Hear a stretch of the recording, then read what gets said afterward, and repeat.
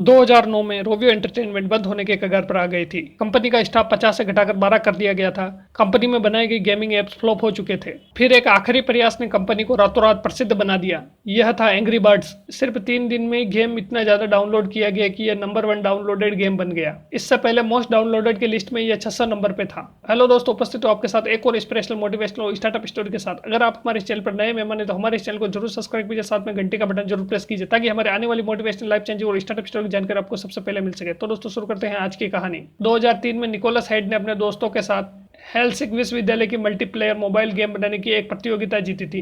तब वे 29 साल के थे। इसके बाद से ही वे एक गेम कंपनी स्थापित करने की योजना बना रहे थे। यह विचार उनके चचेरे भाई माइकल हेड के साथ साझा किया। निकोलस ने ज्यादा इंतजार न करते हुए 2004 में रील ड्यूज कंपनी बनाई। यह कंपनी 2005 में रोवियो बनी और उनके भाई माइकल कंपनी चीफ एग्जीक्यूटिव के रूप में शामिल हुए। काम शुरू हुआ लेकिन फंड बहुत ही कम थी। फिर माइकल के पिता से मदद मिली। वे सफल एंटरप्रेन्योर थे। निकोलस और माइकल ने उन्हें अपने स्टार्टअप में 1 मिलियन यूरो निवेश करने के लिए राजी कर लिया था। काम शुरू हो गया था लेकिन माइकल और उनके पिता कंपनी की दिशा में सहमत नहीं थे। माइकल के निजी जीवन में कुछ उथल पुथल मची हुई थी, इसीलिए माइकल ने 1 साल बाद कंपनी छोड़ दी। इसके बाद कंपनी लगातार कमजोर पड़ती जा रही थी, लेकिन निकोलस लगे रहे। कंपनी ईए, नामको और रियल नेटवर्क जैसी कंपनियों के लिए गेम डेवलप कर रही थी। कोई बड़ी सफलता हाथ नहीं लग रही थी। निकोलस के पास अपने प्रोडक्ट के लिए कोई मार्केटिंग पॉलिसी नहीं थी। डिस्ट्रीब्यूशन कमजोर था। 2006 में कंपनी दिवालिया होने की कगार पर पहुंच गई थी। कम खर्चा करने के लिए निकोलस स्टाफ को घटाकर 12 कर चुके थे। फिनलैंड में तब फिजिकल गेमिंग का दौर चल रहा था, जिसमें असली दुनिया की ताकत होती थी।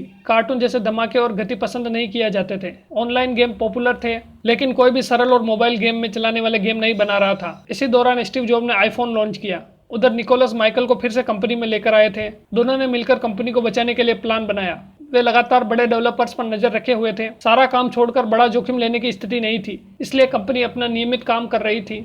दोनों बचा हुआ समय पूरा आईफोन के लिए मोबाइल गेम डेवलप करने पर दे रहे थे। माइकल ने इस प्रोजेक्ट के लिए 25,000 यूरो का बजट रखा था और आखिर में जब प्रोजेक्ट पूरा हुआ तो एंग्री बर्ड की लागत इससे 4 गुना ज्यादा रही थी। रोवियो के चीफ डिजाइनर जेको लिसालो नए प्रोजेक्ट के लिए सैकड़ों कैरेक्टर के स्केच बना चुके थे। आखिर मार्च 2009 में उन्होंने एक बर्ड बनाया जिसके नाक पर गुस्सा सवार था। इस पक्षी में कुछ खास था जो कि सभी को चोंच मार रहा था। निकोलस ने पहली बार एंग्री बर्ड देखा तो उनकी इच्छा हुई कि मुझे भी यह गेम खेलना है। दिसंबर 2009 की छुट्टियों में यह गेम जारी हुआ। पहले 3 महीने में कुछ होता नजर नहीं आ रहा था। लग रहा था कि यह कंपनी का एक और फ्लॉप प्रोजेक्ट है। फिर फरवरी 2010 में एप्पल ने इस गेम को अपने प्ले स्टोर के फ्रंट पेज पर लगाने के लिए राजी हो गया और देखते ही देखते एंग्री बर्ड दुनिया भर में छा गया। इतना कि इसे कार्टून कैरेक्टर मिकी माउस के समान पॉपुलर कहा जाने लगा। इसके बाद राविवो को $42 बिलियन की फंडिंग मिल गई। माइकल और निकोलस ने इसका इस्तेमाल नए मार्केट की तलाश और एंग्री बर्ड को एक ब्रांड की तरह स्थापित करने में किया।